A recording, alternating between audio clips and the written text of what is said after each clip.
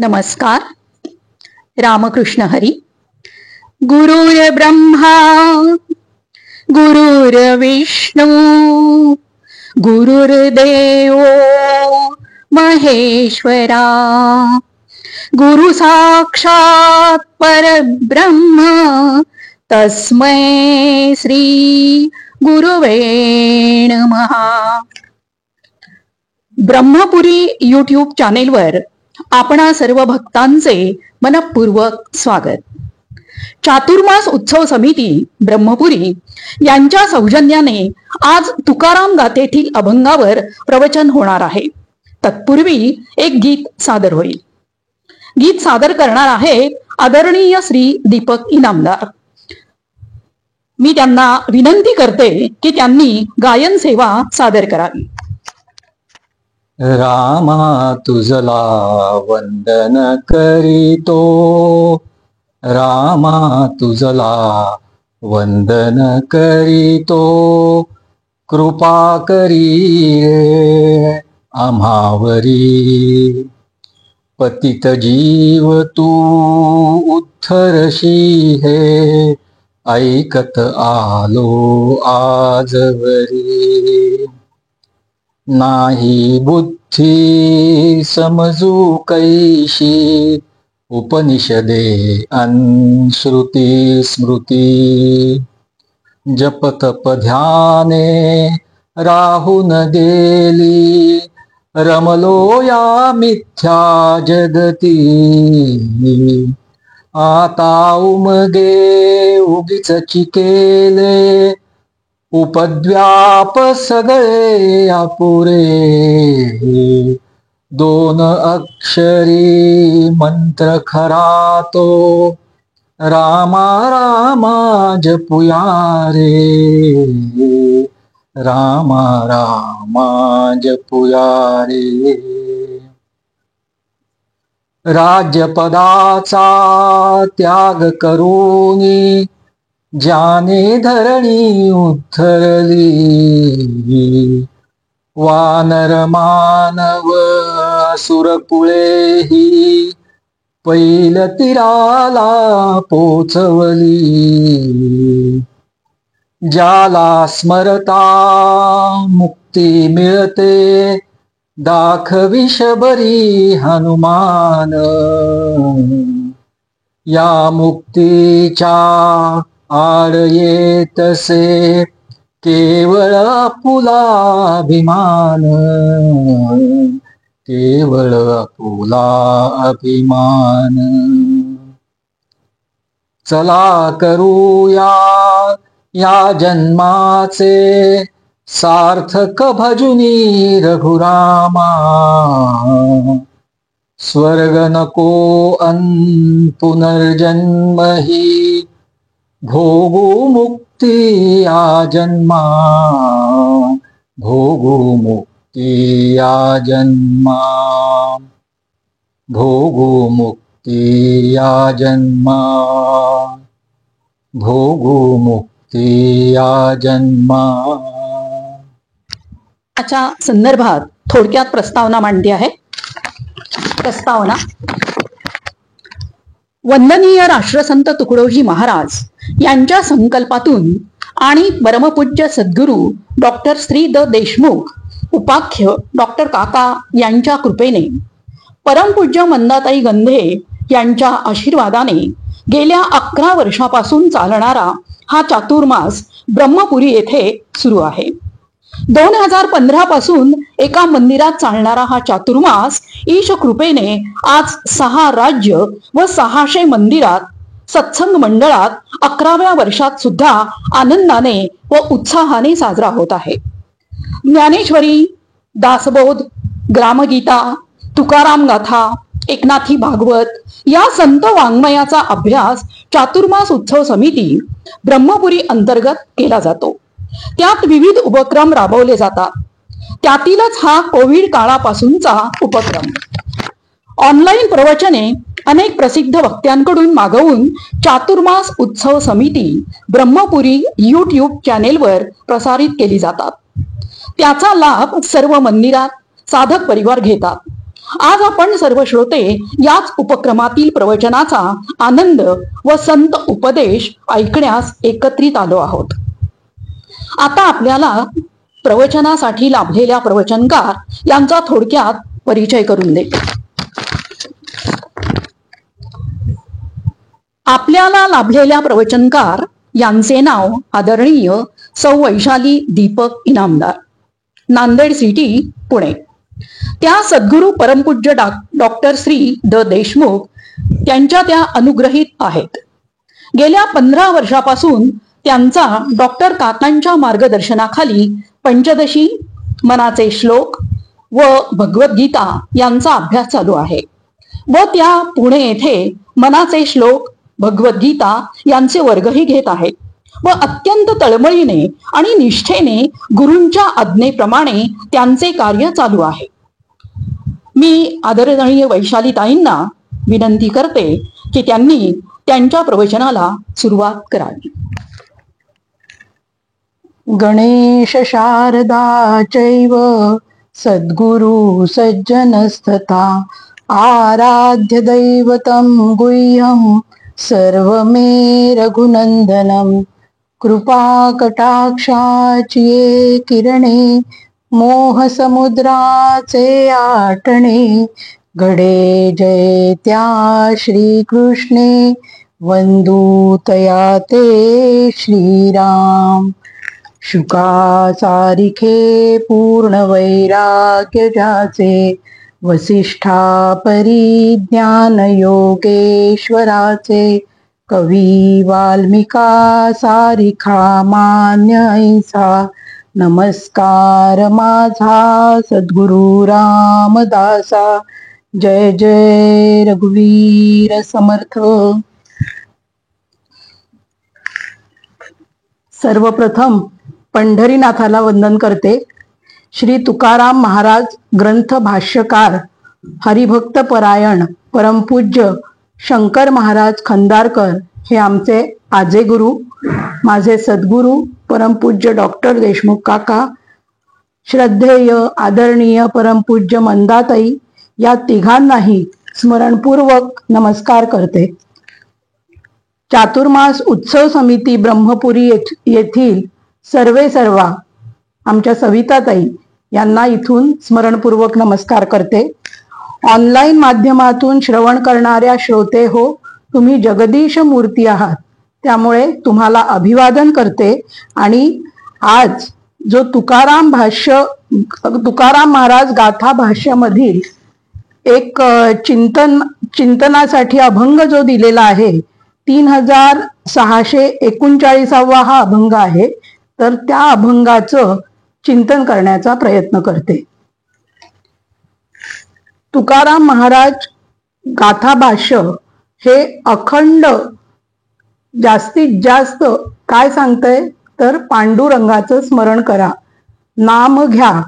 पांडुरंग हा या गाथेचा आत्मा आहे. आत्मा म्हणजे काय, तो जर काढला तर गाथेत काहीही दुसरं नाही, असं ही गाथा आहे. आणि तुकाराम महाराज हे काय आहेत, भक्त आहेत. त्यामुळे भक्तीचं जे सगळं वैभव आहे हे या काय आहे, अभंगात आहे.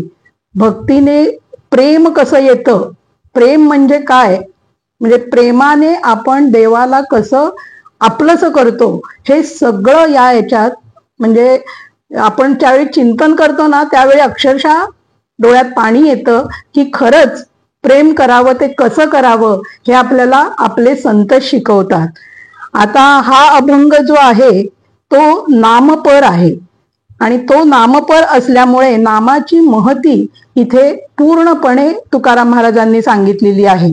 आपण सर्वप्रथम अभंग म्हणूया. राम म्हणता तरे जाणता नेणता, हो का याती भलता कुळहीन. राम म्हणता न लगे आणिक सायास, केले महादोष तेही जळती. राम म्हणे तया नये जवळी भूत, कैचा यमदूत म्हणता राम. राम म्हणता तरे भवसिंधू पार, चुके येर झार म्हणता राम. तुका म्हणे हेची सुखाचे साधन सेवी अमृतपान एका भावे. 4 चरणांचे किंवा 5 चरणांचे असे हे सगळे अभंग गाथेत आहेत. पण त्या गाथेतल्या अभंगात प्रत्येकात आशय काय आहे? माझ्या पांडुरंगाला काय करा, त्याच्याशी शरण जा, त्याच्यामुळे काय होतं, असं केल्याने काय होतं, हे संपूर्ण गाथा भाष्यात सांगितलेलं आहे. आता याचा अर्थ आपल्या महाराजांनी काय केलेला आहे तोही वाचूया. मनुष्य शहाणा, मूर्ख, जातीहीन, कुळहीन कसाही असला तरी पण तो रामनामाच्या जपाने तरतो. राम राम म्हणण्यास कोणतेही कष्ट करावे लागत नाही आणि केलेली महापातके जळून खाक होतात. राम राम म्हटले असता भूत पिशाच जर जवळ येत नाहीत तर मग यमदूत कसे जवळ येतील? राम राम म्हटले असता भवसागराच्या पलीकडे तरून जाता येते आणि जन्म मरण चुकतात. तुकाराम महाराज म्हणतात, मोक्ष प्राप्तीच्या अनेक साधनांपैकी रामनाम हे सुखाचे साधन आहे. याकरता नरा या साधनावरच एकमात्र विश्वास ठेवून नामामृत पान कर.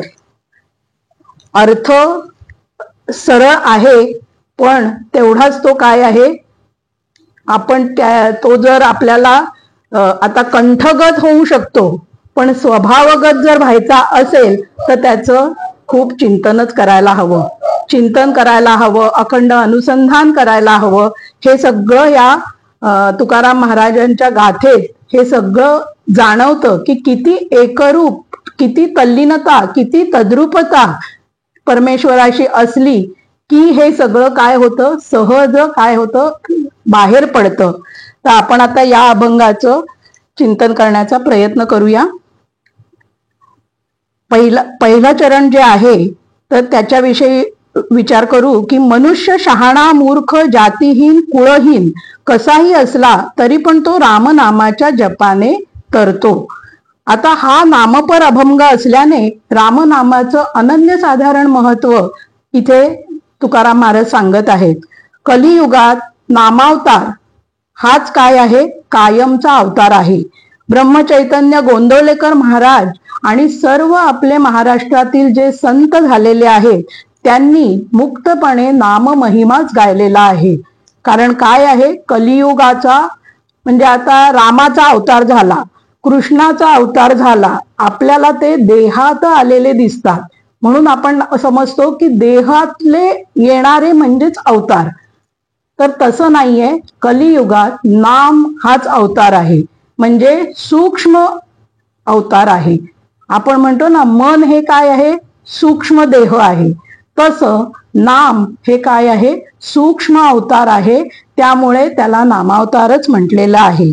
आणि कलियुगात नाम हे साधन सर्व मानवजातींसाठी खुलं आहे. सर्वांना नाम घेण्याचा सारखा अधिकार आहे.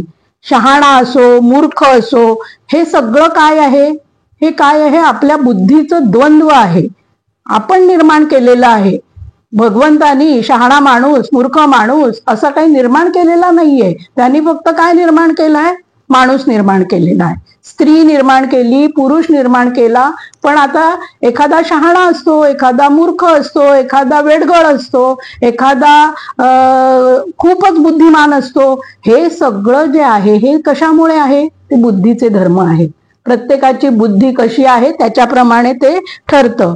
आता उच्च जातीचा आहे, कुठे जन्म घेतलाय, उच्च जातीत का नीच जातीत, कुलीन आहे का कुळहीन आहे, हे सगळी द्वंद्व कशाशी निगडीत आहेत, तर ही सगळी देहाशी निगडीत आहेत. हे आपण समजून घ्यायचं. समजून घेतलं की आपल्याला त्यातलं खरं काय ते कळतं. तर त्यामुळे देहाशी जे जे निगडीत आहे ते सगळं काय आहे, मायेत आहे. आणि माया काय आहे, माया ही काय आहे, असत्य आहे, ती खरी नाही. आणि रामनाम हे मायेतलं नाही. आता आपल्याला सतत हा विचार करणं हे सुद्धा आपल्याला संत सांगत असतात की रामनाम घ्या, रामनाम घ्या. आपल्याला असं वाटतं रामनाम घ्या, रामनाम घ्या, काय होणार आहे याने. पण हे जर आपण समजून घेतलं तर आपल्याला त्याचं खरं त्याने काय होणार आहे पेक्षाही आपल्याला कळून रामनाम घेण्याने त्याचा परिणाम काय होईल हे लक्षात येतं. तर त्यामुळे इथे सांगतायत की रामनाम हे मायेतलं नाहीये, ते सत्य आहे आणि वेदांतात ज्याला ब्रह्म म्हणतात त्यालाच भक्ती प्रांतात रामनाम असं म्हणतात. म्हणजे आपण शास्त्र शिकत असू तर आपण ब्रह्म म्हणतो आणि आपण भक्ती करत असू, पिंड दोन आहेत, प्रत्येक याचे पिंड आता याच्यात वेदांतातच सांगितलेलं आहे की आपण ज्ञान लक्षणा भक्ती आणि प्रेम लक्षणा भक्ती अशा दोन प्रकारे भक्ती भगवंताची करू शकतो. तर त्यामुळे ज्ञान लक्षणा भक्तीत आपण म्हणतो त्याला ब्रह्म आणि प्रेम लक्षणा भक्तीत आपण त्याला म्हणतो काय, हा भगवंत. आणि मग ते भगवंताचं नाम म्हणजे आपण घेत असलेलं रामनाम. नाम याचा अर्थ काय, ते त्याचं काय आहे, त्याचं स्वरूपच आहे. नाम आणि नामी एकच आहे हे आपल्याला कळण्यासाठी हे तुकाराम महाराज सहजतेने असं सांगून जात आहे की राम म्हणे तरे जाणता नेणता. चारच शब्द आहे त्याच्या, 4 ते 5 शब्द, पण अर्थ इतका खोल आहे की जे ब्रह्म आहे तेच काय आहे, भक्ती प्रांतातलं रामनाम आहे. नाम जप यज्ञ तो परम, बांधू न शके स्नानादी कर्म, नामे पावन धर्म अधर्म, नाम परब्रह्म वेदार्थी असं ज्ञानेश्वरीत ज्ञानोबा माऊलींनी म्हटलेलं आहे. नामाला वेदामध्ये परब्रह्माची योग्यता आहे. शेख मोहम्मद, दादू मिया, सजन कसाई, चोखा मेळा, सेना न्हावी, गोरा कुंभार, सावता माळी, जनाबाई, संत सखू, बहिणाबाई, समर्थ, ज्ञानदेव, तुकाराम या सर्वांनी उत्कटपणे नामसाधना करून सर्व समाजासमोर भक्तीचा एक आदर्श प्रस्थापित केला. हा भक्तीचा आदर्श का प्रस्थापित केला, कारण समर्थ म्हणालेत ना मनाच्या श्लोकात, मना सज्जना भक्ती पंथेची जावे. भक्ती पंथाचा मार्ग या संतांनी का सुकर केला, सगळा प्रशस्त का केला, कारण सर्वांना घेऊन जर जायचं असेल तर साधन काय आहे, रामनाम आहे. आणि तो साधन मार्ग स्वतः जगून, म्हणजे हे सगळे संत पहिल्यांदा स्वतः त्यांनी तो काय केला, रामनाम घेऊन ते अनुभवून ते काय केलेलं आहे, सर्व सामान्य जनांना, म्हणजे काय, कोणी शहाणं असो, कोणी मूर्ख असो, कोणी जातीहीन असो, कोणी निरक्षर असो, कोणी गरीब असो, कोणी श्रीमंत असो, कुठलाही भेदभाव नाही, कुठलाही अधिकार नाही, काहीही नाही, तरीही प्रत्येक मनुष्य म्हणून जन्माला आलाय ना त्याला काय आहे, रामनाम घेण्याचा अधिकार आहे. आणि रामनाम घेण्यासाठी संत अट कुठली सांगतायत, एकच अट आहे की तुम्हाला नाम घ्यायची इच्छा होऊ द्या, तुम्ही देवाचं नामस्मरण करा, ही इच्छा एवढाच अधिकार आहे. आणि तो अधिकार प्रत्येकाने मनुष्य देहात आलेल्यांनी तो अधिकार वापरावा यासाठी संतांनी हे सगळे ग्रंथ लिहून ठेवलेले आहेत. आता समर्थ जे म्हणतात की तरी श्रीहरी पाविजे तो स्वभावे, म्हणजे ज्यावेळी आपण भक्ती मार्गाने पुढे पुढे जातो त्यावेळी जो श्रीहरीचा स्वभाव आहे, म्हणजे स्वभाव काय आहे, तोच काय आहे, तोच नामरूप आहे. नाम म्हणजे काय आहे, त्याचं नाम जे आहे तेच त्याचं काय आहे, स्वरूप आहे. म्हणजे नाम आणि नामी अभेद नाही. त्यामुळे ज्या क्षणी आपण नाम घेतो त्या क्षणी आपण त्याच्याशी एकरूप असतो. आणि ही सगळी जी नामाची उंची आहे ती समजून उमजून जर आपण नाम घेतलं तर आपल्याला काय होतं, त्याचा परिणामही जाणवायला लागतो. आत आपल्याला अंतर्गत तशा प्रक्रिया आपल्या होत राहतात. तर त्यामुळे इथे सांगतायत की राम ही 2 अक्षर, आपल्याला वाटतं राम राम राम राम काय, पण आपण ज्यावेळी रामायणात बघतो त्या वानरांनी सेतू बांधला, सेतू बांधताना त्यांनी काय केलं, दगडं उचलली, राम हे अक्षर लिहिलं आणि त्या 2 अक्षर लिहिलेले जे दगड आहेत ते सगळे काय झाले, त्या समुद्रावर त्या पाण्यावर तरले. का तरले, दगड बुडले पाहिजेत ना, पण ते राम हे अक्षर लिहिलेले दगड सगळे काय झाले, त्या पाण्यावर तरले. आता दगडासारखा जड पदार्थ जर तरत असेल राम ह्या अक्षराने, तर आपण तर चेतन आहोत ना, आपणही जड आहोत हा विचार करायचा. आपणही तरू कधी. नुसतं आपण जर देह म्हणून मी आहे असं जर राहिलो तर आपण जड मूढ राहू. आणि जर आपण रामनाम घेतलं तरच आपण काय आहे, चेतनाकडे जर आपलं लक्ष असेल तरच आपण तरुण जाऊ. आता ह्या दोन्ही गोष्टी इथे सांगितलेल्या आहेत.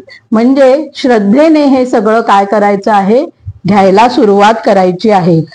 आता भवसागर म्हणजे ही माया, ही काय करते, सगळ्यांना आपल्याला मोहित करत असते आणि गुंतवून ठेवत असते. जन्म का झालेला आहे, वासनेमुळे झालेला आहे. आता वासनेमुळे जन्म झाल्यामुळे जिथं देहबुद्धीचं वर्चस्व जास्ती आहे तिथे काय होतं, सारखं सारखं मी देह, हे घर माझं, माझा प्रपंच, माझी मुलं बाळ, माझे नातेवाईक, माझं सगळं व्यवसाय, माझं शिक्षण, अशा सगळ्या भूमिकेत, अशा मनोरचनेत मी सतत काय करत असते, वावरत असते. आता इथे सांगितलेलं आहे आपल्याला जन्म कशामुळे झाला, वासनेमुळे झाला. आता तरायचं जर असेल तर काय करायला लागणार आहे त्याचा आपण विचार करूया. तुकाराम महाराज म्हणतायत की तरू आपण, पण तरायचं असेल तर आपल्याला काय करावं लागेल, नाम घेणं हा उपाय सांगितला, पण नाम तोंडातही येण्यासाठी विचार हा करावा लागेल की आपलं देहबुद्धीचं काम काय काय चालू आहे. आपलं देहबुद्धीचं काम असं चालू आहे की आपलं मन सारखं वासनेपोटी इंद्रियातून सतत बाहेर धावतंय. ही जी सगळी इंद्रिय आहेत, जी बाह्य इंद्रिय आहेत, पायाने हाताने सारखं काय करतंय, ते मन बाहेर धावतंय. वासना कुठली, प्रपंचाविषयीचं काहीतरी करायचं. आता एखादा सेल लागला असेल, सेल लागला की मला लगेचच काय वाटतं, आज आता पूजा करायची जरा आपण न केलेली बरी, कारण उशीर होईल, सेलला गर्दी वाढते. मग त्यापेक्षा पूजा कॅन्सल करू आणि सेलला जाऊ. ही काय आहे, वासना आहे. कशाची वासना आहे, सेलची वासना आहे. मैत्रिणीचा फोन आला, लगेचच जावं वाटलं. मग हे जे सगळं इंद्रियातून सतत आपलं मन बाहेर जातं, ते धावत असतं, त्या मनाला कधीही तृप्ती नसते. ती तृप्ती होणारच नाही, कारण बहिर्मुख इंद्रिय आहेत. पण जो नाम घेऊ लागला त्याचं मन हळूहळू हळूहळू काय होतं, बाहेर धावण्याचं कमी कमी होतं. आता हा नामाचा काय आहे, परिणाम आहे. त्यामुळे आधी जर आपण ते घेतलं तरच तो परिणाम आपल्याला जाणवेल ना. आपण नुसतं कितीही वाचलं आणि ते नाम घेतलंच नाही तर त्याचा परिणाम मला जाणवेल का. आमचे डॉक्टर काका म्हणतात, रुचिरा पुस्तक घरी आणून ठेवलं आणि ते पुस्तक आणून ठेवून करंजीचं आपण रेसिपी रोज वाचली, पण करंजीची सामुग्री सगळी आणून ती जर केलीच नाही तर करंजी खाण्याचं सुख मिळेल का, कधीतरी मिळेल का. तसं आपलं काहीसं होतं. आपण सगळं वाचतो, ऐकतो, पण नाम घेतो का, आणि नाम घेतो का पेक्षा समजून उमजून घेतो का, हा विचार आपल्याला करायला सांगतायत तुकाराम महाराज. की जर आपण नाम घेतलं तर आपलं हळूहळू मन काय होतं, अंतर्मुख होऊ लागतं. बहिर्मुख जे आहे ते अंतर्मुख होऊ लागतं. बाहेरची धाव कमी होते आणि वासनेचा जोर आपोआप कमी कमी कमी होतो. नामाची गोडी वाढती राहिली की मन वासना भोगण्याऐवजी रामनामातच रममाण होतं. म्हणजे वासनेचा जोर कमी होतो, बहिर्मुख इंद्रिय अंतर्मुख होतात आणि त्यामुळे काय होतं, आपल्याला रामनामाची गोडी वाढली की वासना क्षीण होते आणि ती काही दिवसांनी मरते. आणि वासना ही जसं अतिशय सूक्ष्म आहे. आता वासना कुठल्या कुठल्या आपल्या चित्तात ठसल्यात हे आपल्याला सुद्धा कळत नाही, कारण इतकं आपण काय करतो, सारखं हे हवं हे नको, हे हवं हे नको या चिंतनात असतो. त्यामुळे वासना ही अतिसूक्ष्म आहे. आता आपण एक उदाहरण बघूया की समजा मी वाटीत एखाद्या चाफ्याचं फूल ठेवलं आणि चाफ्याचं फूल जे आहे तर ते काय झालं, पहिल्या दिवशी खूप छान टवटवीत होतं, त्याचा सुगंध पूर्ण घरभर पसरलेला होता. 2 दिवसांनी काय झालं, ते सुकलं. ते सुकल्यामुळे मी काय केलं, ते टाकून दिलं. टाकून दिल्यावर वाटी बघितली तर वाटीला वास, छान सुगंध त्या वाटीत सुद्धा येत होता. तो 2 दिवस टिकला आणि त्यानंतर तो वास गेला. तशी आपली चित्तावरची वासना अशी टिकून राहते. अनंत जन्मीचे हे संस्कार आहेत. आता चाफ्याचं फूल, सुगंध ही सद्वासना म्हणूया.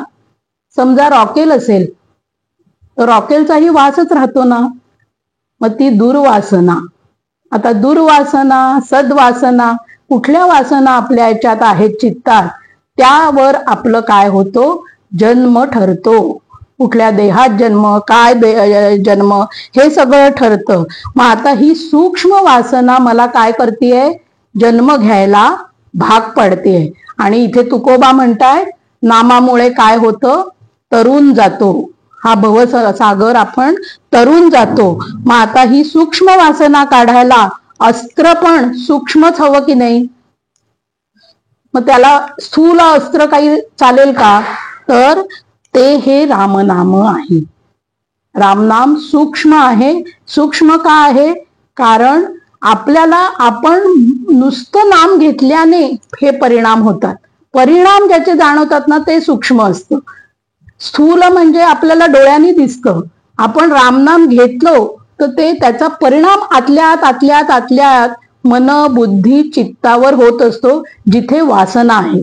बुद्धीत वासना आहे आणि त्या वासना क्षीण करण्याचं काम रामनाम करतं. आणि म्हणून सगळे संत आपल्याला काय सांगतात, नाम घ्या. आता जीवाला वासनेसंगे देहात जन्म घ्यावा लागतो आणि ही सोडवणूक त्यांनीच त्याची करायची आहे. दुसरं कोण त्याच्यासाठी प्रयत्न करणार. म्हणून संतांनी आपल्याला सतत हा उपदेश केलेला आहे की कलियुगात बाकी कुठलीही साधनं करणं हे गती आहे इतकी की फार अवघड आहे, अशक्य नाहीये. करू शकतो, पण नाम हे काय आहे, थेट साधन आहे, सूक्ष्म साधन आहे आणि त्याचा परिणाम हा लगेचच सुरू होतो. कारण नाम नामीचा अभेद आहे. आपल्याला लगेचच तो देवाशीच आपण म्हणजे डायरेक्ट जोडले जातो.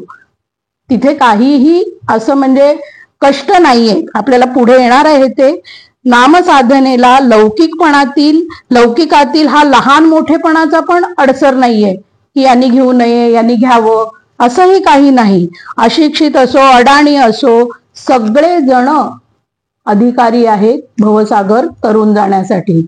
आणि त्याला साधन नाम सांगितलेलं आहे. नामाला शक्ती, बळ, पैसा कशाचीही जरुरी नाही. आता नाम घ्यायला बसायचंय, काही आपल्याला शक्तीचा वापर करायचा आहे का, काही पैशाची जुळवाजुळव करायची आहे का. तीर्थयात्रेला जायचं तर किती पैसे लागतात. देवाला पेटीत दर्शनाला जायचं तरी पेटीत पैसे घालावे लागतात, नुसतं दर्शन घेता येत नाही. आता नाम घ्यायला घरी बसलं तर काय लागतं, सकाळी उठलं, पहिलं समर्थांनी सांगितलंय, प्रभाते मनी राम चिंतित जावा. पण मी प्रभाते मनी काय चिंतत करते, पुत्र चिंतित जावा. कारण का, माझ्या चित्तात कोण आहे, पुत्र आहे, प्रपंच आहे. आणि म्हणून आपल्याला सगळ्या संतांनी हे चिंतन जे आहे, प्रपंचाचं जे चिंतन चित्तात ठसलेलं आहे, ते बाजूला व्हावं, ते कमी कमी व्हावं, यासाठी उपाय म्हणून रामनाम हे सिद्ध केलेलं आहे. हा बीजमंत्र आहे. श्रीराम जय राम जय जय राम बीजमंत्र आहे. तर तो बीजमंत्र सिद्ध केलेला आहे. नामाला काहीही लागत नाही, ते उपाधी रहित आहे. नाम नामीचा अभेद असल्यामुळे मी नाम घेता घेताच उपाधी रहित होतो. म्हणजे इतकं सहज आहे. सहज साधन, साधन कसं आहे, सहज आहे, पण सातत्याने घेणं एवढंच त्याची काय आहे, अट आहे. आणि समजून उमजून घेणं. आता तरणं याचा अर्थ काय, तरणं याचा अर्थ जे मी मायेत आहे ती माया ओळखून मी काय करायचं आहे, जे मायातीत आहे. मायातीत कोण आहे, हा भगवंत आहे. हा पांडुरंग आहे आणि तो मायातीत आहे, तो आनंद रूप आहे आणि तेच काय आहे, माझंही स्वरूप आहे. तर त्याला मिळणं म्हणजे माझ्या अंतःकरणात त्याची स्थापना करणं म्हणजे काय, की मी आनंद स्वरूप होणं. हे सगळं काय आहे, एवढ्या 5 ओळीत त्यांनी एवढं तत्वज्ञान सांगून ठेवलेलं आहे. त्यांची इतकी सहज भाषा काय आहे, कारण पांडुरंगाचं दर्शन त्यांना झालेलं आहे. आनंद म्हणजे आनंद काय आहे हे त्यांच्या प्रत्येक चरणात व्यक्त होतो आहे. त्यामुळे आता सारखे सगळे संत आपल्याला, गोंदवलेकर महाराजांपासून सगळे संत एकमुखाने नाम घ्या, रामनाम म्हणा, राम राम म्हणा, नाम घ्या असं सांगताय. आता दुसरं चरण आहे, राम म्हणता न लगे आणिक सायास, केले महादोष तेही जळती. महाराज म्हणतायत राम राम म्हणण्यास कोणतेही कष्ट करावे लागत नाहीत आणि केलेली महापातके जळून खाक होतात. समर्थांनी दासबोधात हेच सांगितलेलं आहे. नामस्मरे निरंतर ते जाणावे पुण्य शरीर, महादोषांचे गिरीवर राम नामे नासती. याचा अर्थ आहे की अखंड नामसाधना करणाऱ्या जीवाचे शरीर सुद्धा पुण्यरूप होते. नामनिष्ठेने पापांचे डोंगर नष्ट होतात. म्हणजे पापांचे कळप पळती पुढे. आपण नाम घ्यायला लागलो की पाप काय होतं, नष्ट होतं. आता पाप म्हणजे काय, तर पाप याचा अर्थ आपल्याला जे काही भगवंताच्या स्मरणापासून लांब नेतंय ते सगळं काही आहे ते पाप आहे. त्यात सगळं आलं. मग जे जे गोष्टी आपल्याला भगवंतापासून लांब नेत आहेत, मग ते आपण आपल्यासाठी काय काय आहे ते आपण आपली काय करायची, यादी करायची आणि नेहमी आठवण करायची की हे देवाचं मला विस्मरण होतंय का माझ्या स्मरणात मी देवाच्या करतेय. हे जर मी सतत काय केलं, अवधान ठेवलं, तरच आपल्याला काय होणार आहे, पापातून आपलं पाप कमी कमी होणार आहे. तर त्यामुळे इथे सांगतायत की शरीर सुद्धा पुण्यरूप होतं नाम घेतल्याने. हे त्याचा परिणाम आहे. आता प्रपंच करताना किती कष्ट करावे लागतात. इथे म्हणतायत की राम म्हणता न लगे सायास, काहीही कष्ट नाहीयेत. राम म्हणायला कष्ट काही आहेत का, आहेत का काही कष्ट. तर इथे तेच सांगतायत की आपण ज्यावेळी देवाचं करायचंय म्हणून काही, आता समजा एखादं देवाच्या निमित्ताने होम हवन करायचंय, गुरुजी बोलवावे लागतात घरी, सगळी सामुग्री गोळा करावी लागते, काही पैसा खर्च करावा लागतो, दक्षिणा द्यावी लागते. तीर्थयात्रा करायची असेल तर आपल्या देहाला कष्ट करावे लागतात, लाईनीत उभं राहावं लागतं. हे सगळे काय आहेत, कष्टच आहेत ना. 4 धाम यात्रेला मला जावं वाटतं, पण किती त्या विपरीत परिस्थितीत सगळी यात्रा करावी लागते. सारखं तिथे काय असतं, कुठल्याही वेळी कधीही पाऊस, काही काय दरड कोसळणं, हे सगळं असतं आणि अशा ह्याच्यात मला यात्रा करावी लागते. म्हणजे काय आहे, तिथे कष्ट आहेत. मग आता रामनाम घेताना काहीतरी कष्ट आहेत का, असं इथे आपल्याला तुकोबा म्हणताय. राम म्हणता न लगे आणिक सायास. आता प्रपंच करतानाही आपल्याला काय होतं, कष्टच करावे लागतात. प्रपंचात तर काय आहे, रोज काहीतरी आणा हे असतं की नाही. हे संपलंय ते संपलंय, हे आणायचे ते आणायचे. त्यासाठी आपल्याला सारखे त्याचा आपल्याला प्रपंचाचा दांडगा अनुभव आपल्या सर्वांना आहे, ते काही सांगण्याची गरज नाही. पण प्रपंच म्हणजे काय आहे, तर आपल्याला प्रपंचात सतत काहीतरी कष्ट करावे लागतात. प्रारब्धवश सुखदुःख भोगणं हे सुद्धा कष्टच आहेत की नाही. तुम्ही म्हणाल सुख भोगणं हे काय कष्ट आहे, पण सुख आलं की पुन्हा काय येतं, दुःख येतच, हो की नाही. कारण आपण काय केलेलं आहे, 50% पुण्य आणि 50% पाप असे दोन्ही समसमान झाल्यामुळे आपल्याला मनुष्य देह मिळालेला आहे. आणि सुखाचा भोग पुण्य आणि दुःखाचा भोग म्हणजे पापाचा भोग दुःख, असं आपल्याला काय केलेलं आहे, देवाने फल दिलेलं आहे. म्हणजे देवानेच हे फळ ठेवलेलं आहे की पुण्याचं फळ काय आहे, सुख, आणि पापाचं फळ दुःख. मग आता हे कष्ट आपण काय करतो, प्रपंचात येऊन भोगतो. का भोगतो? कारण आपण केलंय तशी पूर्वकर्म, पाप पुण्यात्मक कर्म केलेली आहेत. आणि इथे सांगतायत हे की राम राम म्हणण्यासाठी काहीही कष्ट नाहीत, फक्त काय पाहिजे, मला ते पटलं पाहिजे, मला पटलं पाहिजे, महत्व पटलं पाहिजे. त्यासाठी आपल्याला काय केलं पाहिजे, संतांचे ग्रंथ एखादा तरी, एक तरी संतांचा ग्रंथ आपण वाचला पाहिजे. आता मनाला, बुद्धीला रामाची गोडी लावणं हे माझ्या हातात आहे की नाही? गोडी आधी नसेल कदाचित, आपल्या प्रपंचाच्या रहाट गाडग्यात कदाचित ती राहून गेली असेल, पण कधी ना कधीतरी त्याची सुरुवात केली पाहिजे. त्याचं काय आहे, महत्व काय आहे हे समजून घेतलं पाहिजे. हे सगळं काम कुणी करायचंय, हे कुणाचं काम आहे, हे माझं काम आहे. त्यामुळे आपल्याला तुकाराम गाथा ज्यावेळी आपण वाचतो त्यावेळी एखाद्या संतांचं काय म्हणणं आहे ते आपल्याला लावून घेणं, यासाठी आपल्याला हे चिंतन करणं गरजेचं आहे. आता या रामनाम घेताना शारीरिक कष्ट काही नाहीत, कुठलंही उपकरण लागत नाही, सामानाची जुळवाजुळव नाही, काहीही खर्च नाही. आणि म्हणून तुकोबांनी काय सांगितलंय की मुखी नाम हाती मोक्ष, ऐसी साक्ष सर्वांची. तर सगळ्या संतांचं एकच हे आहे की नाम घ्या, मुखी नाम हाती मोक्ष. नाम घेतलं तर तुम्ही मोक्षापर्यंत जाणारच, कारण नाम हेच काम करतं, नाम काम करतं, मला काहीच करावं लागत नाही, नामच काम करतं. तर ऐसी साक्ष कुणाची आहे, संतांची. संतांना हा अनुभव आहे, त्यांना तो अनुभव मोक्षाचा असल्यामुळे ते सांगू शकतात की हे तुम्ही करा, तुम्हाला हा अनुभव येईल. समर्थ म्हणतात, बहु चांगले नाम या राघवाचे, अति साजिरे स्वल्प सोपे फुकाचे, करी मूळ निर्मूळ घेता भवाचे, जीवा मानवा हेची कैवल्य साचे. सर्व संत आपल्याला दिशा कुठली दाखवतायत, कैवल्य, ब्रह्म, भगवंत, त्याच्यानंतर मोक्ष. हे सगळे शब्द काय आहेत, समानार्थी आहेत. समानार्थी याचा अर्थ काय, हे सगळे मायातीत आहेत. मायेतला कुठलाही प्रांत त्याला स्पर्श करत नाहीये. आपण सगळे मायेत आहोत. भवसिंधू म्हणजे भवसागरात आपण काय करतोय, राहतोय. हे सगळं जगाला काय म्हणतात, भव म्हणतात. तर या भवसागरात आपण भवरोगी झालेलो आहोत.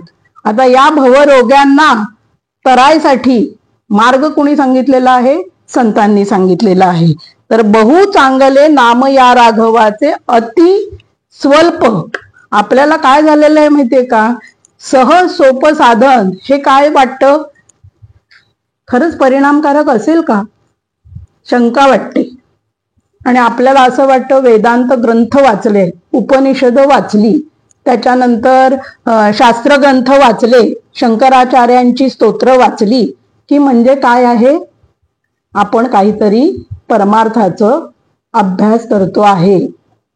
आणि संतांनी सांगितलं फक्त नाम घ्या, होऊन जाईल सगळं. पण आपल्याला त्याच्यावर काय बसत नाही, विश्वास बसत नाही. कारण मला काय आहे, बुद्धी आहे. बुद्धी आहे त्यामुळे मी काय करायला पाहिजे, मी उपनिषद वाचली पाहिजेत, मी शास्त्र ग्रंथ वाचले पाहिजेत, मी संतांचं चरित्र, संतांचं साहित्य वाचलं पाहिजे. पण नाम घेऊन काय नुसतं होणार आहे. म्हणून आपल्याला काय करायचं, कुठल्या युगात काय साधन आहे त्याच्याकडे लक्ष गेलं पाहिजेत. म्हणून तुकोबांनी हे सांगितलेलं आहे की या कलियुगात साधनच नाम आहे, तेच परब्रह्मच्या योग्यतेचं आहे. मग दुसरं साधन करण्याची आटाटाट म्हणजे ते आग्रह कशासाठी आपण करतो, हा आपला आग्रह आहे की आपण काय करतो, दुसरं वेळ, सगळा जो वेळ आहे, जेवढा वेळ आहे तो कशात घालवतो आहे, दुसरं काहीतरी जे अवघड आहे ते करण्यात घालवतोय. आणि जे सहज सोपं सुलभ आहे त्याला आपण वेळ देत नाहीये. आता हे सगळं कळलंच, हे तेच का सांगतायत, कारण आपल्या हे काय व्हावं, बुद्धीत ठसावं, यासाठी पुन्हा पुन्हा पुन्हा पुन्हा ते सांगणं चालू आहे. आता पुढे म्हणतात तुकाराम महाराज की महापातक जळून खाक होतात. आता महापातक कोणती आहे? शास्त्रात सांगितलंय ब्राह्मण हत्या, व्यभिचार, सूरपान, मदिरापान म्हणजे सुवर्णाची चोरी, आणि या सगळ्या पापांमध्ये ज्यांचा समावेश आहे, ज्यांनी सहभाग घेतलेला आहे, ते सगळे काय आहे? महापातक म्हणजे महापातक केलेले आहेत. आता ही 5 महापातक शास्त्रातच सांगितलेली आहेत. आता आपल्याला ही कथा माहिती आहे. इंद्राने फसवल्यामुळे, जार कर्माचा दोष आल्यामुळे जी अहिल्या आहे गौतम ऋषींची पत्नी, तिला काय आलं? तिला शाप दिला गेला. गौतम ऋषींनी काय केलं? शाप दिला की तू दगड होऊन पडशील. ती दगड झाली त्यांच्या शापामुळे. आता दगड झाली याचा अर्थ काय घ्यायचा? की ती जडमूड झाली, संभ्रमत अवस्था तिची झाली, आणि ती काय झाली? जंगलात फिरायला लागली तशी. आता वसिष्ठांबरोबर राम आले आणि तिला पदस्पर्श त्यांचा झाला, आणि काय झालं? ती पूर्ववत झाली. आता ही कथा आपल्याला माहिती आहे सर्वांना. म्हणजे याचा अर्थ काय? परमार्थात जरी काहीतरी आपल्या हातून पाप घडलं, चुकीने असेल, जाणून बुजून असेल, तरीही त्याला काय आहे? उद्धाराची व्यवस्था आहे. म्हणजे असं नाही की हे यांनी आता मागच्या याच्यात पाप केले ना, आता नाही, त्याचा भोगच भोगून आता यांनी जायचं, असं नाहीये. तर त्यामुळे आपण या कथांचा अर्थ असा आपल्याला लावता आला पाहिजे की पूर्ववत अवस्था तिची प्राप्त झाली. कारण काय केलं? स्पर्श कोणी केला? रामाचा पदस्पर्श तिला झाला. ज्याच्याकडून पापचरण झालेलं आहे त्याला सुद्धा उद्धाराची व्यवस्था या परमार्थात आहे.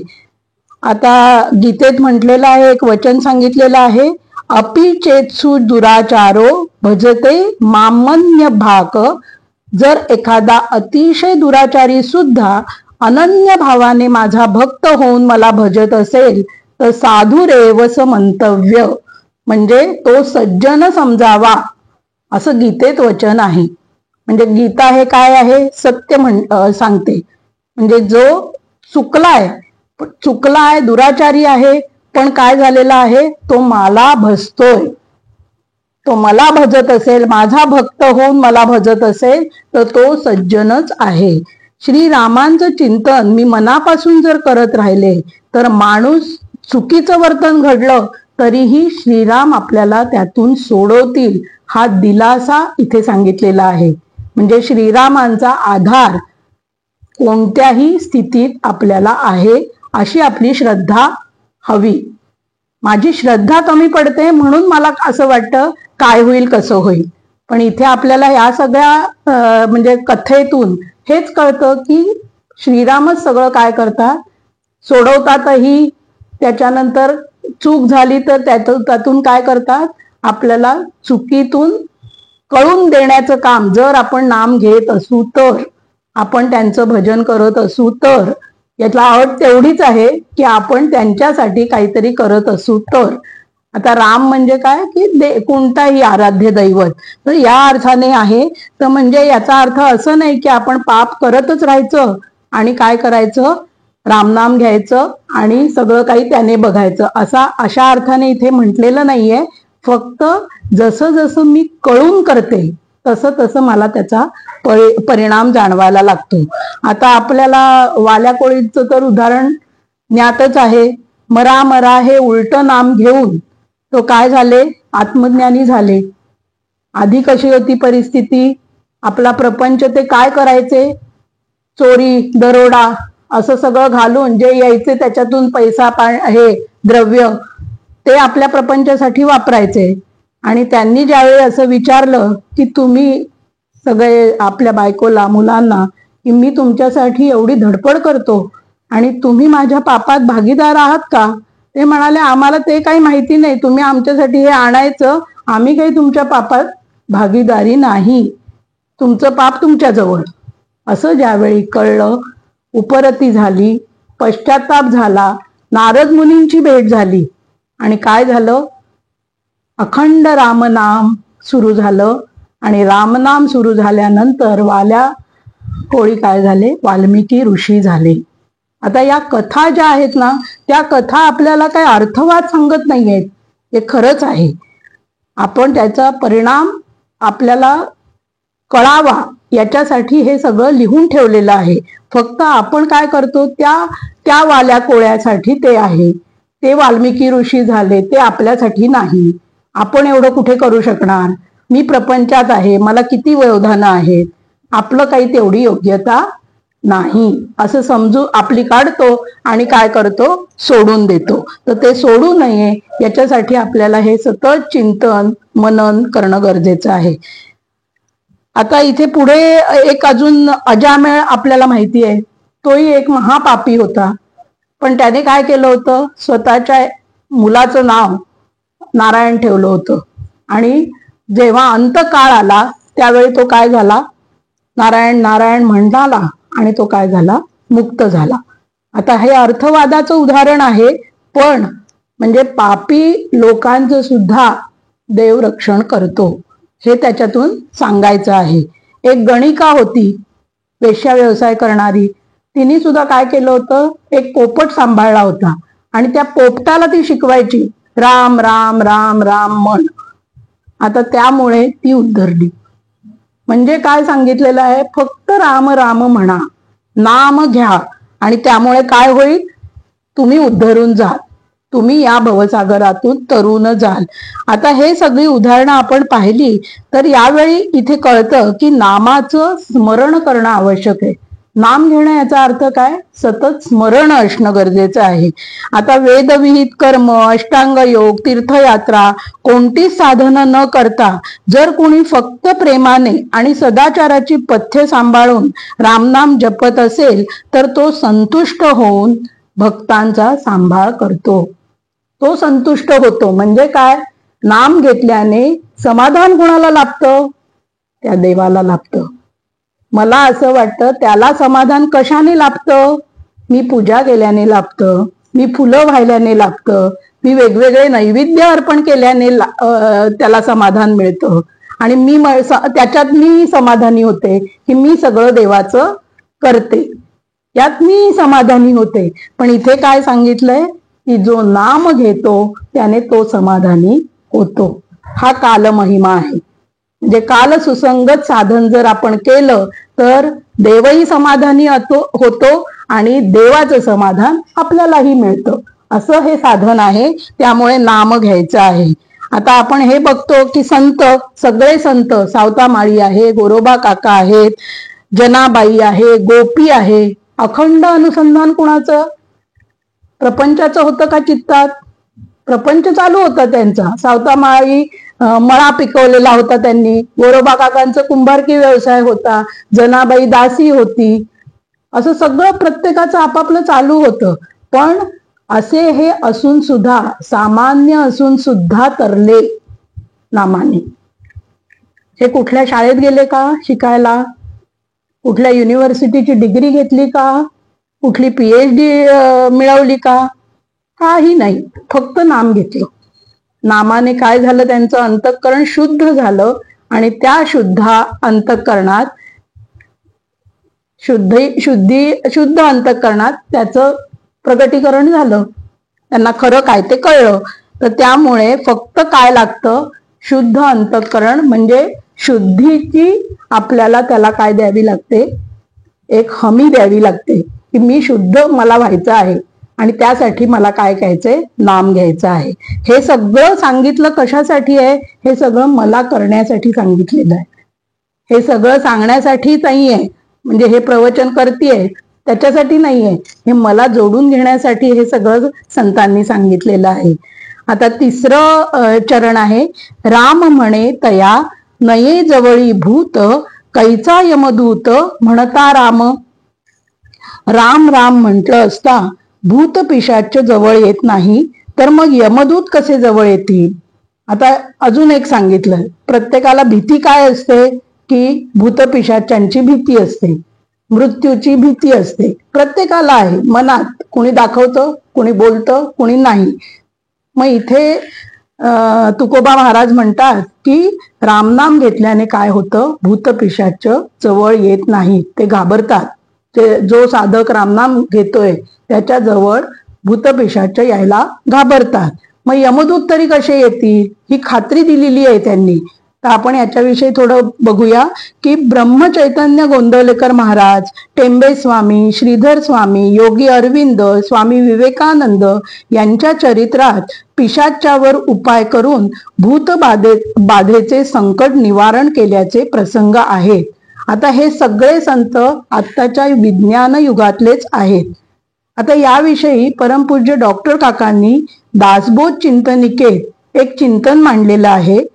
ते म्हणतात की भूताच्या अस्तित्वाविषयी दोन टोकाच्या भूमिका असतात.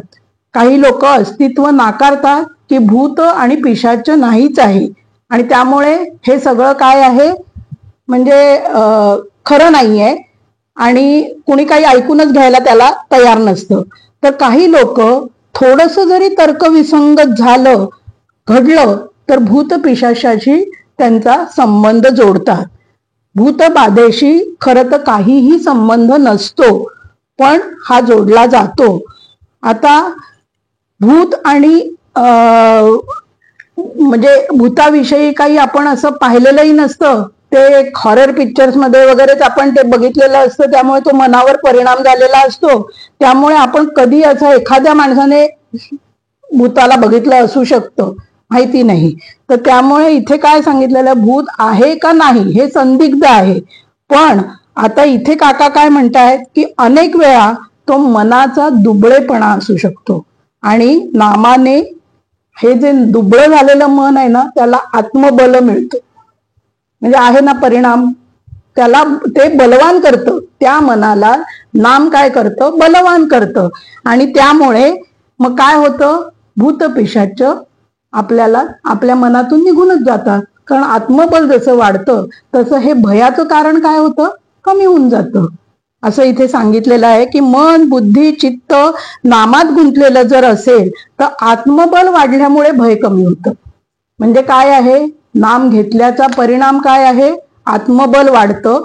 आत्मबल वाढल्यामुळे ज्याची आपल्याला भीती वाटत असते, काय होईल कसं होईल, त्याच्यानंतर असं काही झालं तर, अंधार असेल, काका नेहमी म्हणतात 16 खोल्यात डाक बंगल्यात, 16 खोल्यांच्या डाक बंगल्यात मी एकटाच होतो, पण मला तिथे विठ्ठल आठवत नाही, विठ्ठल मला दर्शन देईल असं वाटत नाही. एखादा चोर आला तर, कोण आलं तर, ही मला भीती वाटत राहते. कारण का, मनातली भीती बाहेर येते. मन दुर्बळ आहे. आता मन सबल करायचं असेल तर मला काय करावं लागेल, रामनाम घ्यावं लागेल. तर हे सगळं आपण काय करायचं, आपलं आपलं चिंतन करत राहायचं.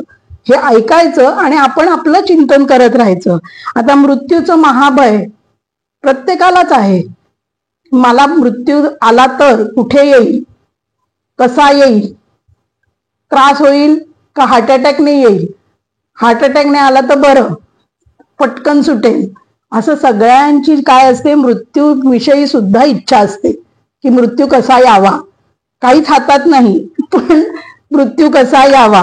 तर त्यामुळे इथे सगळं आपण काय केलेलं असतं, वाचन करत असतो त्याविषयीचं, मृत्यूनंतरचं जीवन, मृत्यू पश्चात काय, हे सगळं जे आपल्या मनात आपण बुद्धीत आपण ठसवलेलं जे असतं ते आपल्याला त्या कल्पना आपल्याला काय करत असतात, भयग्रस्त करत असतात.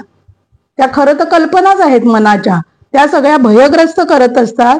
म्हणून इथे तुकोबा म्हणतात, भूतबाधेचे भय, यमदूताचे भय हे रामनाम म्हटल्याने मनातूनच जाते. आपल्या मनबुद्धीत जे काही काय कचरा आपण भरलेला आहे ना, तो सगळा रामनामाने काय होतो, स्वच्छ केला जातो. तिथे रामनाम ज्यावेळी आपण म्हणत राहतो त्यावेळी हे सगळ्या कल्पना जाऊन ते तिथे काय होतं, स्थिरावतं. म्हणून नाम जास्तीत जास्त घ्यावं असं म्हणतात. आपल्याला वाटतं संख्या मोजावी, नाम जप करावा, संख्या मोजावी, असं नाहीये. संख्येत नाम नाहीये. आपण नाम का घ्यायचं, स्मरण त्याचं अखंड राहावं. हे स्मरण जर राहिलं तर माझ्या मनबुद्धीतच ते ठसेल. ते नाम मनबुद्धीत ठसलं की काय होतं, वासनेचा जो जोर आहे ना तो पूर्ण कमी कमी व्हायला लागतो. आता इथे तुकोबा जे म्हणता आहेत की रामनामस्मरणाने बुद्धी सूक्ष्म होते आणि आणि मृत्यू शरीराला आहे, मी शरीर नाही, हे सगळं कळू लागतं. सूक्ष्म बुद्धी, वासनेचा जोर कमी झाला बुद्धीतला, नाम घेण्याने काय होईल? बुद्धी सूक्ष्म होईल. बुद्धी सूक्ष्म झाल्याने वासना आहे ती क्षीण होईल. क्षीण झाल्याने वासना काय होणार आहे? आपलं एक एक एक एक जे कल्पना आहे की मी शरीर आहे, हे माझी घट्ट कल्पना आहे, ते असं वाटेल की नाही, मी शरीर नाहीये, मी कोण आहे? मी आत्मा आहे आणि मी अविनाशी आहे. हे सगळं मला बुद्धी योग देणारा पण कोण आहे? तो रामच आहे. तोच देतो मला बुद्धियोग. तो म्हणजे मी त्याचं नाम घेतेय ना. मग बुद्धियोग देणारा पण काय आहे? बुद्धी त्याच्या प्रित्यर्थ लावण्याची सोय करणारा तोच आहे. हे सगळं लक्षात घेतल्यावर रामनाम किती काम करतं हे कळतं. तर त्यामुळे इथे म्हणतायत की मी अविनाशी आहे, मला मृत्यू नाही, माझा राम आहे, तो अखंड माझ्या बरोबर आहे, असा आधार भक्ताला वाटत राहिल्यामुळे यमदूत येणार नाहीत आणि कोण येतील? देवदूत येतील. अशी त्याची काय होते? अंतःकरणाची पॉझिटिव्ह स्थिती होते. जी भयग्रस्त स्थिती आहे कल्पनेमुळे झालेली, ती संपूर्णतः बदलून काय होते? काय मी देवाचं करतोय, देवाचे दूत येऊन मला घेऊन जातील, किती छान वाटेल. काही भीती आहे का? मग भय घालवण्याचं काम काय करतं? रामनाम करतं. अशी श्रद्धा आपली ज्यावेळी वाढते त्याच वेळी काय होतं? मन आणि बुद्धी शुद्ध होते. नाम घेण्याने, श्रद्धापूर्वक नाम घेण्याने मन आणि बुद्धी शुद्ध होते आणि हळूहळू सगळं भय निघून जातं. आता 4थं आणि 5वं चरण आपण बघूया. राम राम म्हणे तरे भव सिंधू पार, चुके येरझार म्हणता राम, तुका म्हणे हेची सुखाचे साधन, सेवी अमृतपान एका भावे. आता इथे अर्थ सांगतायत की राम राम म्हटलं असता भवसागराच्या पलीकडे तरून जाता येते आणि जन्म मरण चुकतात. तुकाराम महाराज म्हणतात, मोक्ष प्राप्तीच्या अनेक साधनांपैकी रामनाम हे सुखाचं साधन आहे आणि याकरता नरा या साधनावरच एकमात्र विश्वास ठेवून नामामृत पान कर. म्हणजे तुकोबांनी सगळं रामनामाची महती सांगितल्यावर काय सांगितलेलं आहे की हे एकमेव सुखाचं साधन आहे. आता मला काय दुःख हवंय का सुख हवंय? प्रपंचात मला काय हवंय? सतत सुखच हवंय ना. मी देवाकडे कशासाठी जाते?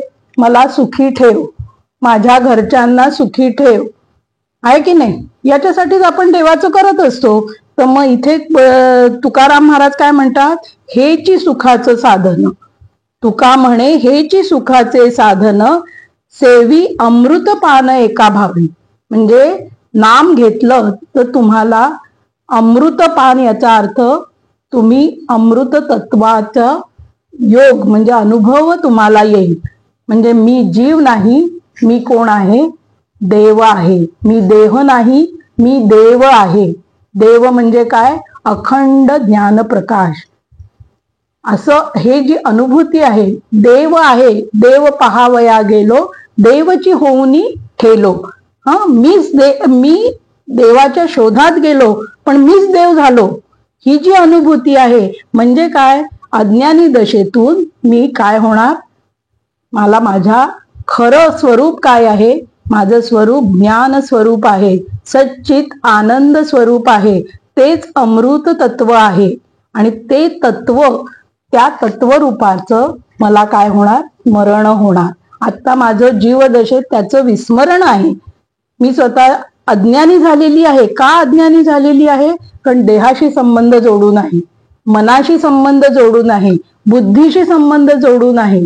हे देह, मन, बुद्धी हे सगळे मला माझं माझं वाटतं आहे. मग या मनबुद्धीतलं दोष, अशुद्धी ही नाम काढतं.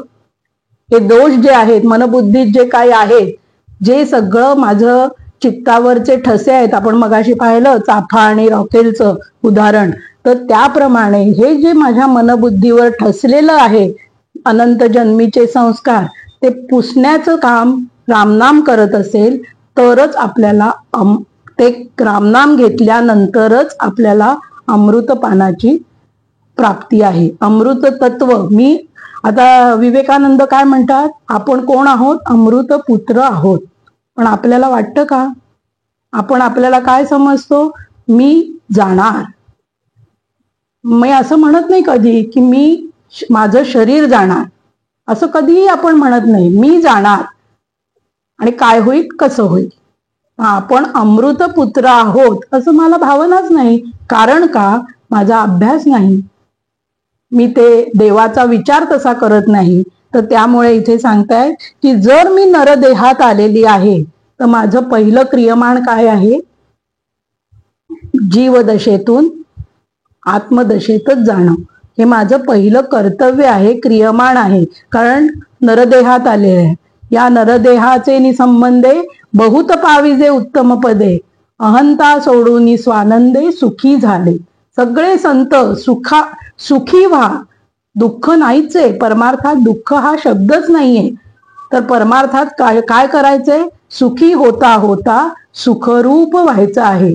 आपण विषय सुखाच्या नादी लागून आपण खरं सुख काय आहे तर आत्मसुख आहे ते विसरून गेलेलो आहोत. आणि विषय सुख हेच मला काय वाटतं खरं आहे. आणि मग हे विषय संपला की दुसरा विषय. आज दिवाळीत पैठणी घेतली, पुढच्या वेळी काय घेतलं? दुसरी अजून वेगळी जी साडी आली ती घेतली.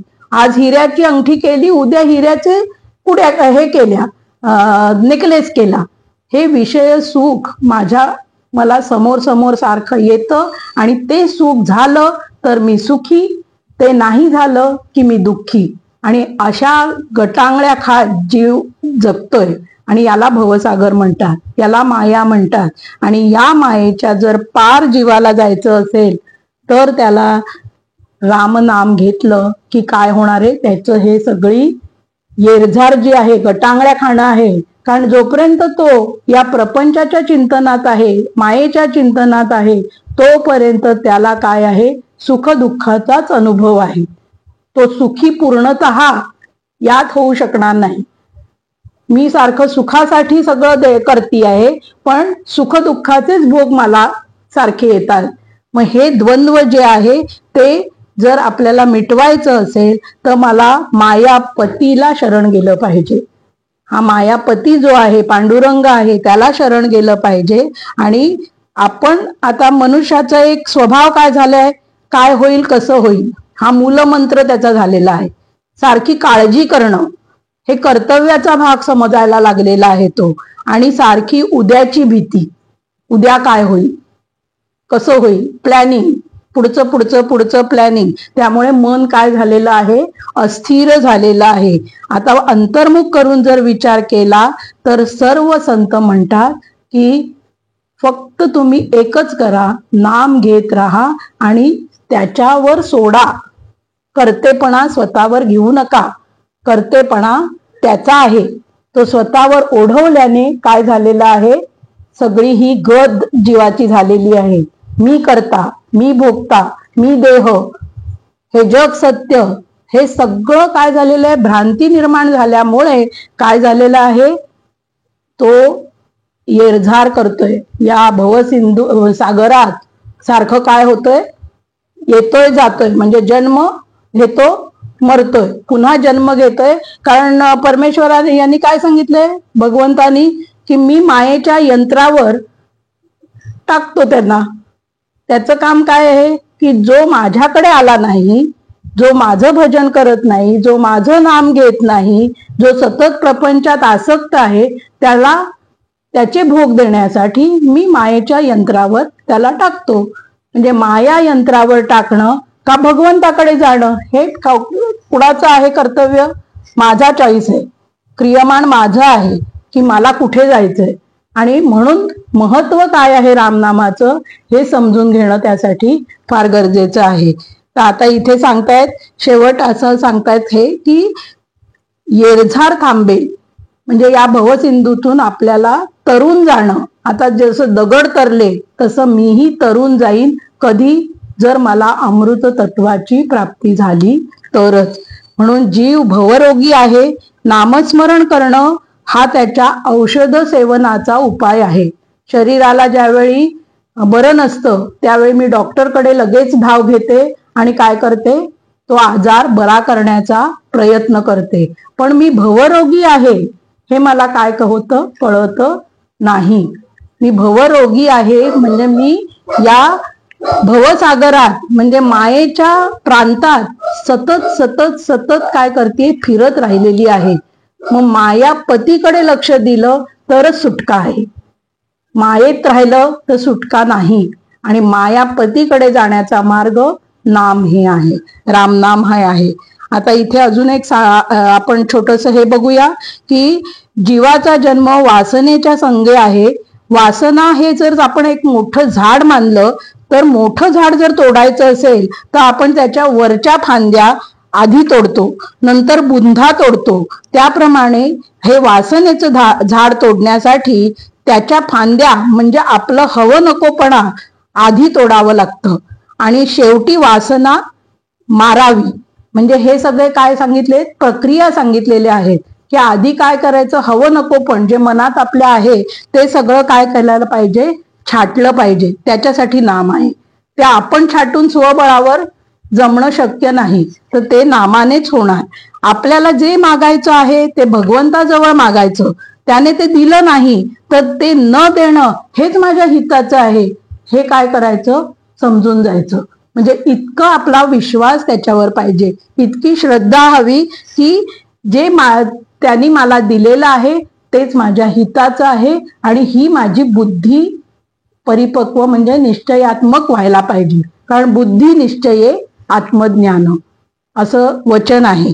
तर त्यामुळे ही वासना अशी करून मरेल. आपल्याला वासनेचा क्षय करायचा आहे, वासना मारायची आहे आणि तिथे राम नामाचा जोर लावायचा आहे. वासनेवर हे शस्त्र, हे सूक्ष्म शस्त्र सोडायचं आहे. आता वासना म्हणजे काय, जी विषयांजवळ वास करते ती वासना, म्हणजे तो वास जो आहे तो आपल्याला नाहीसा करायचा आहे. वास म्हणजे काय आहे, विषयाजवळचा वास तो नाहीसा करणं म्हणजे ती वासना नाहीशी करणं. तर भगवंताजवळ जर तो वास ठेवला तरच ती काय होणार आहे, नष्ट होणार आहे. आणि वासना घालवण्याचा प्रयत्न मी स्वबळावर करू शकत नाही. म्हणून इथे भगवंताचं अधिष्ठान पक्क मानणं हेच काय आहे, साधन आहे. समर्थ म्हणतात, विषयजनित सुख सौख्य होणार नाही, शिणावे परी नातुडे हित काही, तरी रे मना अंतरा बोधवीजे, मना सज्जना राघवी वस्तिकीजे. आता हे तुकाराम महाराज अमृत तत्व इथे सांगतायत. समर्थ म्हणतायत राघवी वस्तिकीजे म्हणजे काय, विषयांच्या सुखात, विषय सुखात जो जीव लालचावलेला आहे त्याला कधीही सौख्य इथे मिळणार नाही. या भवसागरात सौख्य नाहीये. ते कुठे आहे तर अंतरा बोधवीजे, आपल्या मनाला बोध केला पाहिजे. मना सज्जना राघवी वस्तिकीजे. आणि राघवी वस्तिकी होण्यासाठी नाम हे काय आहे, साधन आहे. परमपूज्य डॉक्टर काकांना मी एकदा विचारलं होतं की आम्हाला थोडा एखादा उपदेश करा, तर त्यावेळी ते म्हणाले होते की सुखाचं ते सुख श्रीहरिमुख. सुख झालं त्याचं स्मरण व्हावं, झालं का, एवढंच करायचं. तुम्हाला सुख झालं की त्याचं स्मरण व्हावं, कारण सुखाचं सुख कोण आहे, श्रीहरी आहे. म्हणजे त्याच्या अधिष्ठानावर मला सुख, विषय सुख मिळालेलं आहे हे आठवण आली तरी झालं का. आता काका नेहमी सांगतात, छान असं म्हणजे सोपं करून आपल्याला सांगितलं ना की कळतं. की समजा आता उन्हाळा आहे आणि उन्हाळ्यात आपल्याला लाही लाही होतीये, आपण म्हणजे त्रस्त आहोत त्याने, आणि अचानक अशी वाऱ्याची झुळूक आली. अशी ती झुळूक आल्या क्षणी आपल्याला काय वाटतं, किती बरं वाटलं, वारा आला. मग ते जे बरं वाटतं आहे त्याने जो आनंद झाला त्याला म्हणायचं ब्रह्म. आणि पुन्हा काय झालं, पावसाळ्यात काय झालं, घरावरची छपरं उडाली छप्र उडाल्यावर काय झालं, आपल्याला काय झालं, आता आहे ही दुरुस्ती करणं आलं, कारण पावसाळ्यात येईल, पावसाळ्यात हे सगळं वादळामुळे छप्र उडालेले. त्यावेळी काय विचार करायचा, ही प्रारब्ध ईश्वरी व्यवस्था, म्हणजे इथे ब्रह्म इथे ईश्वर, असं त्या दोघातच खेळत राहायचं. म्हणजे त्यांना बाजूला करायचं नाही. आनंद मिळाला की याची आठवण व्हावी. ब्रह्म म्हणजेच काय, आपलं नाम म्हणजेच पांडुरंग, म्हणजे त्याची आठवण व्हावी. आणि जर समजा हे झालं, काही विपरीत झालं, तरीही त्याचीच ईश्वराची आठवण करायची, कारण ईश्वर काय करतोय, सगळं आपल्या याचं नियमन करतोय सृष्टीचं.